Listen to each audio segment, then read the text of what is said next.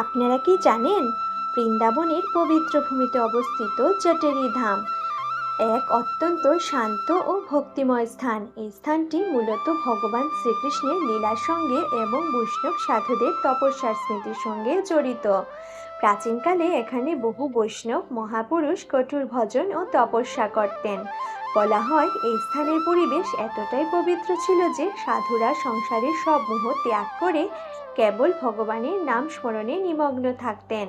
জটেরি নামটির সঙ্গে সাধুদের জটা বা ত্যাগী জীবনের প্রতীক অর্থ জড়িয়ে আছে, যা ভক্তির গভীরতা ও বৈরাগ্যের চিহ্ন।